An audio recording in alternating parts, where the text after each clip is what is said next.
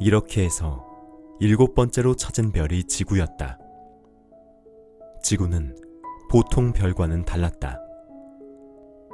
111명의 왕과 7,000명의 지리학자, 90만 명의 사업가, 750만 명의 알코올 중독자, 3억 1,200만 명의 허영가를 모두 합치면 약 20억 명의 어른들이 살고 있었다.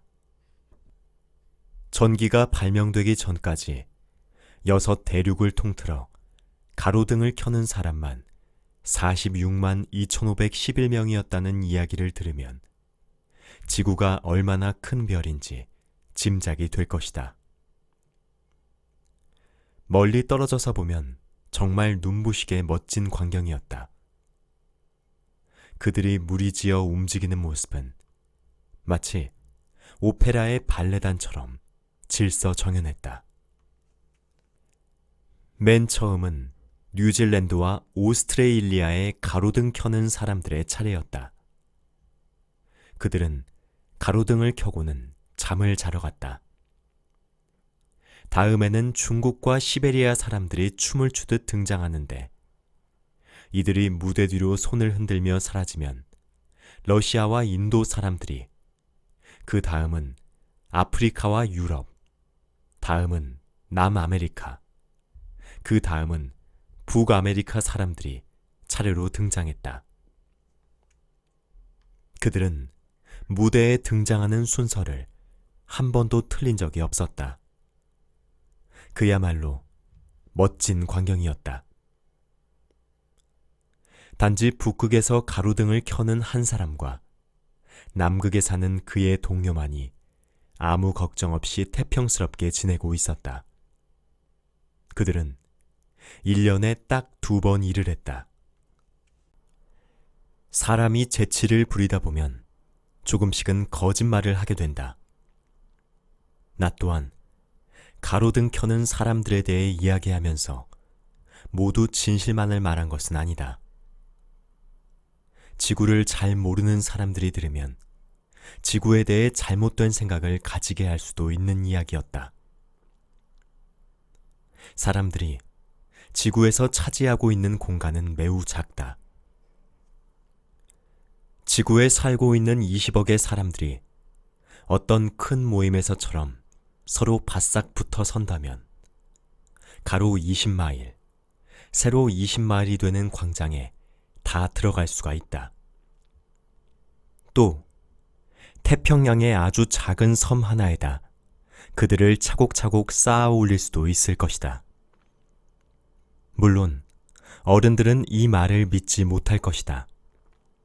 어른들은 자신이 굉장히 넓은 장소를 차지하고 있다고 생각하기 때문이다. 그들은 스스로를 바오밥 나무처럼 중요하다고 생각한다. 그러므로 어른들에게 계산을 해보라고 말해 주어야 한다. 어른들은 숫자를 좋아하기 때문에 계산을 하라고 하면 기뻐할 것이다. 하지만 그런 일에 시간을 낭비할 필요는 없다. 그건 쓸데없는 짓이다. 이 말만은 믿어도 된다. 어린 왕자는 지구에 도착했을 때 사람이라고는 아무도 보이지 않아 무척 놀랐다. 실수로 다른 별에 온 건 아닌가 해서 마음을 졸이고 있는데 황금빛을 띤 고리 모양의 물체가 모래 위에서 반짝거리며 움직였다. 안녕. 어린 왕자는 혹시나 하는 마음에 인사를 건넸다. 안녕. 뱀이 대꾸했다. 이 별은 어떤 별이지? 어린 왕자가 물었다. 지구. 여기는 아프리카야. 뱀이 대답했다. 아, 그래? 그런데 지구에는 사람이 살지 않는 모양이지. 여긴 사막이야. 사막에는 사람이 살지 않아. 지구는 엄청 크거든. 뱀이 말했다. 어린 왕자는 도류에 걸터 앉아 고개를 들어 하늘을 쳐다보았다. 언제든지 자신의 별을 찾을 수 있도록 별들이 저렇게 빛을 내고 있는 건지도 몰라. 내 별 좀 봐. 어쩌면 저렇게 멀리 떠 있을까? 참 아름다운 별이구나. 그런데 넌 어떻게 여기에 왔지? 뱀이 물었다. 꽃과 다퉜거든. 어린 왕자가 대답했다. 그랬구나. 뱀이 말했다. 둘 사이에 침묵이 흘렀다. 참, 사람들은 어디 있어? 사막은 왠지 쓸쓸한 것 같아. 어린 왕자가 먼저 입을 열었다. 사람들이 모여 사는 곳도 외롭기는 마찬가지야. 뱀이 말했다. 어린 왕자는 한참 동안 뱀을 쳐다보았다. 넌 참 우스꽝스럽게 생겼구나. 손가락처럼 가느다란 게. 그래도 난 왕의 손가락보다 힘이 더 센걸? 뱀이 말했다. 어린 왕자는 빙그레 웃었다. 그렇게 힘이 세 보이지 않는데. 넌 다리도 없잖아. 돌아다닐 수도 없고. 그렇지 않아. 난 너를 어떤 배보다도 멀리 데려다 줄 수 있어. 뱀은 어린 왕자의 발목을 마치 금팔찌를 두른 것처럼 감으며 말했다. 나를 건드리는 사람은 누가 됐든 자기가 태어난 땅으로 돌아가게 돼 있어. 하지만 넌 순수하게 생긴 데다가 다른 별에서 왔으니까. 어린 왕자는 묵묵히 듣고만 있었다. 가엾기도 해라. 돌멩이뿐인 지구에 그렇게 약한 모습으로 오다니. 혹시라도 다시 네 별로 돌아가고 싶으면 언제라도 말해. 내가 도와줄게. 알았어. 그런데 넌 왜 그렇게 수수께끼 같은 말만 하니? 어린 왕자가 말했다. 난 어떤 수수께끼도 다 풀 수 있어. 그리고 그들은 아무 말도 하지 않았다. 어린 왕자는 사막을 가로질러 갔다. 도중에 만난 것이라곤 꽃 한 송이 뿐이었다.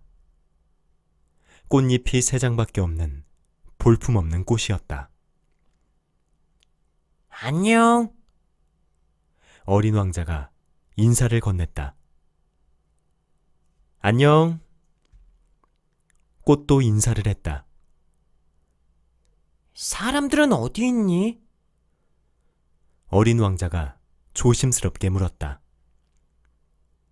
그 꽃은 언젠가 상인들이 지나가는 걸 본 적이 있었다. 사람들? 내가 봤을 때는 한 67명은 되는 것 같았는데. 그것도 몇 년 전 일이야. 지금은 어디 있는지 모르겠어. 사람들은 바람결에 불려다니니까. 그들도 나처럼 뿌리가 없거든. 아마 사는데 무척 힘이 들 거야. 잘 있어. 어린 왕자가 작별 인사를 했다. 잘 가. 꽃이 시큰둥하게 대답했다. 어린 왕자는 높은 산 위로 올라갔다. 어린 왕자가 이제까지 알고 있던 산이란 무릎 높이에 닿는 세 개의 화산뿐이었다. 불 꺼진 화산은 의자로도 사용하곤 했다. 이렇게 높은 산이라면 이 별과 모든 사람이 한눈에 보일 거야. 하지만 바늘의 끝처럼 뾰족뾰족한 바위 말고는 아무것도 보이지 않았다. 안녕. 혹시나 하는 마음에 어린 왕자가 인사했다. 안녕, 안녕, 안녕. 메아리만 되돌아왔다. 넌 누구니? 어린 왕자가 외쳤다. 넌 누구니? 넌 누구니? 누구니? 메아리가 대답했다. 친구가 되어줘. 난 혼자야. 어린 왕자가 말했다. 난 혼자야. 난 혼자야. 혼자야. 메아리가 대답했다. 정말 이상한 별이야. 온통 메마르고 뾰족하고 험하군. 게다가 사람들은 상상력이 없나 봐. 내가 하는 말만 따라하고. 내가 살던 별에는 예쁜 꽃 한 송이가 있었지. 그 꽃은 항상 먼저 말을 걸어왔는데. 어린 왕자는 사막을 지나 바위와 눈을 헤치고 오랜 시간 동안 걷고 또 걷다가 마침내 길 하나를 발견했다.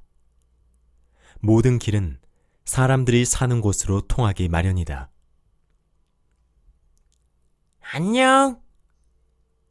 어린 왕자가 인사를 건넸다. 그곳은 장미꽃이 활짝 피어 있는 정원이었다. 안녕. 꽃들이 대답했다. 어린 왕자는 꽃들을 쳐다보았다. 그 꽃들은 어린 왕자가 별에서 두고 온 꽃과 닮아 보였다. 너희는 누구니? 깜짝 놀란 어린 왕자가 물었다. 우리는 장미꽃이야. 꽃들이 대답했다. 그래? 어린 왕자는 슬퍼졌다. 그의 꽃은 어린 왕자에게 자신이 이 세상에서 유일하다고 자랑하지 않았던가. 그런데 여기 그와 닮은 꽃이 정원 가득 5,000송이도 더 있지 않은가. 만약 내 꽃이 이 광경을 봤다면 무척 실망했겠지. 부끄러워서 억지로 헛기침을 해대며 죽는 신용을 할 거야. 그러면 난 억지로라도 간호하는 척을 해야 돼. 그렇게 하지 않으면 내게 죄책감을 느끼게 하려고 정말로 죽어버릴지도 몰라. 한편으로는 이런 생각도 했다. 나는 이 세상에서 단 하나밖에 없는 꽃을 가져서 부자인 줄로만 알았는데 그건 흔하디흔한 꽃일 뿐이었어. 게다가 무릎 높이의 화산 3개. 그것도 하나는 불이 영영 꺼져버린 건지도 모르는데. 난 훌륭한 왕자가 될 수 없나 보다. 어린 왕자는 풀밭에 엎드려 소리내어 울었다. 여우가 나타난 것은 바로 그때였다. 안녕? 여우가 인사를 했다. 안녕. 어린 왕자는 울음을 멈추고 공손히 대답했다. 그리고 주위를 둘러보았는데 아무것도 보이지 않았다. 난 여기 있어. 사과나무 밑에. 조금 전에 들린 목소리였다. 넌 누구니? 참 예쁘게 생겼구나. 어린 왕자가 물었다. 난 여우야. 여우가 대답했다. 이리 와서 나하고 놀자. 난 지금 너무 슬퍼. 어린 왕자가 제안을 했다. 난 너랑 놀 수 없어. 난 길들여지지 않았거든. 여우가 말했다. 그래? 어린 왕자가 시무룩하게 대답했다. 그리고 잠시 곰곰이 생각을 하던 어린 왕자가 다시 물었다. 네가 방금 말한 길들인다는 게 무슨 뜻이야? 넌 여기 살지 않는 모양이구나. 도대체 여기서 뭘 찾고 있니? 사람을 찾고 있어. 그런데 길들인다는 게 무슨 뜻이지? 사람들은 총으로 사냥을 해. 하지만 그건 무척 괴로운 일이야. 그들은 또 닭도 기르는데 단지 취미로 하는 거지. 너도 혹시 닭을 찾니? 아니, 난 친구를 찾고 있어. 그런데 길들인다는 말이 무슨 뜻이야? 요즘은 쉽게 잊히고 있는 일이지만 그건 인연을 맺는다는 뜻이기도 해. 인연을 맺는다고? 바로 그거야. 내 눈에 넌 수많은 소년과 다를 바 없는 어린 소년이야. 그래서 난 네가 없어도 상관없고 너도 내가 없어도 상관없어. 너에게 난 수많은 여우 중에 하나일 뿐이지. 하지만 만약 네가 나를 길들인다면 난 너에게 이 세상에 하나뿐인 존재가 되는 거야. 너도 나에게 마찬가지고. 무슨 말인지 알 것 같아. 어린 왕자가 말했다. 나한테 꽃이 하나 있는데 그 꽃이 나를 길들인 것 같아. 그럴 수도 있지. 지구에선 수많은 일이 벌어지니까. 아니야. 난 지구의 일을 말하는 게 아니야. 어린 왕자가 말했다. 여우는 영문을 모르겠다는 표정을 지으며 무척 궁금해했다. 그럼 다른 별의 이야기야? 그래. 그 별에도 사냥꾼들이 있니? 아니, 거긴 없어. 응? 거참 이상하군. 그럼 닭은? 없어. 이 세상에 완벽한 데라고는 없군. 여우는 한숨을 내쉬었다. 그러나 곧 하던 이야기를 계속했다. 내 생활은 무척 단조로워. 난 닭을 쫓고 사람들은 나를 쫓지. 닭들은 닭들끼리, 사람들은 사람들끼리 모두 비슷하게 생겼어. 그래서 난 좀 지루해. 하지만 네가 날 길들인다면 내 생활은 달라질 거야. 그리고 다른 사람의 발자국 소리와 네 발자국 소리를 구별할 수 있을 거야. 다른 사람의 발자국 소리가 들리면 더 깊은 곳으로 숨어버리겠지만 네 발자국 소리가 들리면 반가워서 뛰어나올 거야. 그리고 저길 봐. 저기 푸른 밀밭 보이지? 난 빵은 안 먹어. 그래서 밀은 내게 소용없어. 밀밭은 내게 아무것도 생각나게 하지 않지. 슬픈 일이야. 그런데 넌 금빛 머리카락을 가지고 있어. 네가 날 길들인다면 네 금빛 머리카락은 더 밝게 빛날 거야. 그리고 난 금빛 밀을 보면서 널 생각하겠지. 그럼 난 밀밭을 일렁거리며 지나가는 바람 소리도 사랑하게 될 거야. 여우는 아무 말 없이 한참 동안 어린 왕자를 쳐다보았다. 제발 날 길들여줘. 여우가 애처롭게 말했다. 나도 그러고 싶어. 하지만 나는 시간이 없어. 난 친구를 찾아야 해. 그리고 알아볼 것도 많고. 우린 우리가 길들여진다는 것만 알 수 있어. 여우가 말했다. 지금 사람들은 그 어떤 것도 알 시간이 없어. 그들은 가게에서 이미 만들어진 것만 사거든. 그런데 우정을 파는 가게는 없어. 그러니까 사람들은 친구를 만들 수 없는 거야. 친구가 필요하다면 날 길들여줘. 너를 어떻게 길들이지? 어린 왕자가 물었다. 누군가를 길들이려면 인내심이 강해야 해. 우선 나와 좀 떨어져서. 그래, 그렇게 풀밭에 앉아 있으면 돼. 나는 널 슬쩍 쳐다볼 거야.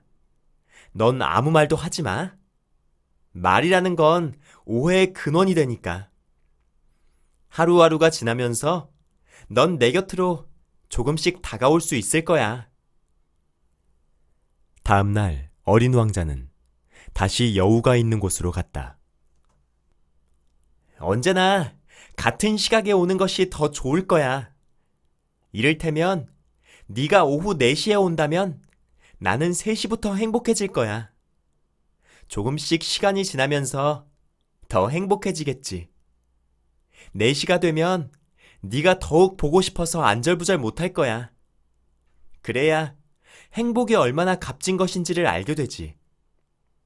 하지만 네가 아무 때나 오면 언제 널 맞이할 준비를 해야 할지 나는 모르잖아? 그러니까 적당한 의식이 필요한 법이야.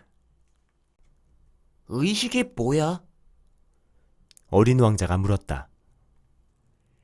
이것 또한 쉽게 잊히고 있는 거야. 그건 오늘과 내일, 이 시간과 다음 시간을 구별하는 거야. 이를테면 나를 쫓는 사냥꾼들도 의식이 있어. 사냥꾼들은 매주 목요일이 되면 마을의 처녀들과 춤을 춰. 그래서 목요일은 신나는 날이야. 그날은 포도밭까지 산책도 나가지. 그런데 사냥꾼들이 정해진 날 없이 마음대로 춤을 춘다면 하루하루가 모두 똑같아지잖아?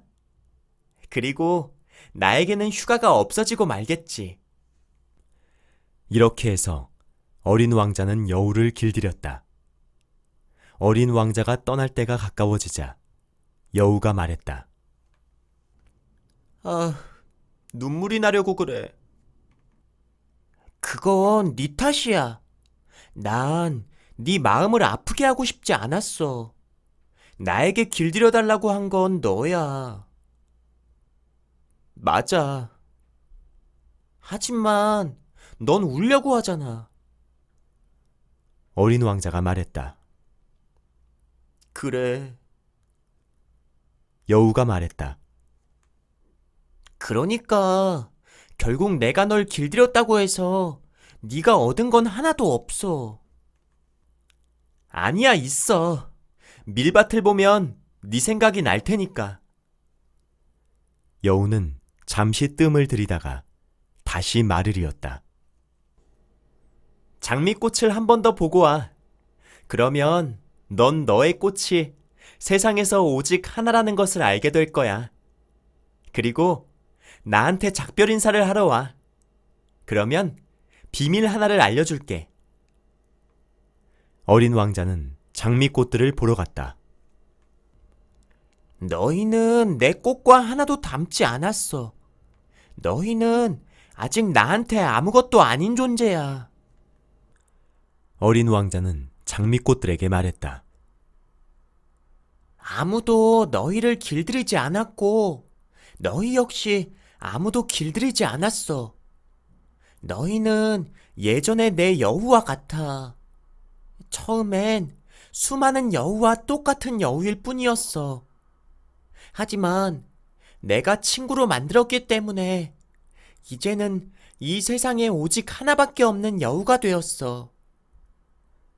이 말에 당황한 장미꽃들이 웅성거리기 시작했다. 너희는 예쁘지만 텅 비어 있어. 너희를 위해 죽을 사람은 한 사람도 없으니까. 물론 지나가는 행인들에겐 내 장미도 너희와 다를 바 없겠지. 하지만 한 송이뿐인 내 꽃은 수천 송이 너희보다 훨씬 소중해. 내가 물을 주었기 때문이야. 유리 덮개를 씌워주고 바람막이도 세워주었어. 또 쐐기벌레도 잡아주었지. 나는 내 꽃이 불평하는 소리도 자기 자랑을 늘어놓는 소리도 모두 들어주었어. 때론 심술 부리며 투정 부리는 것까지 다 받아줬어. 그건 내 꽃이기 때문이야. 어린 왕자는 다시 여우를 만나러 갔다. 안녕. 어린 왕자는 여우에게 작별 인사를 했다. 안녕. 이제 내 비밀을 말해줄게. 내 비밀은 별거 아니야. 마음으로 봐야 잘 보인다는 거야. 가장 중요한 건 눈에 보이지 않거든. 여우가 말했다. 가장 중요한 건 눈에 보이지 않는다. 어린 왕자는 잊어버리지 않으려고 되뇌었다.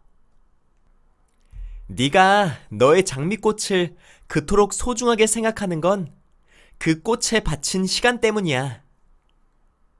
내 꽃에 바친 시간 때문이라. 이 말 역시 잊지 않으려고 어린 왕자는 되뇌었다.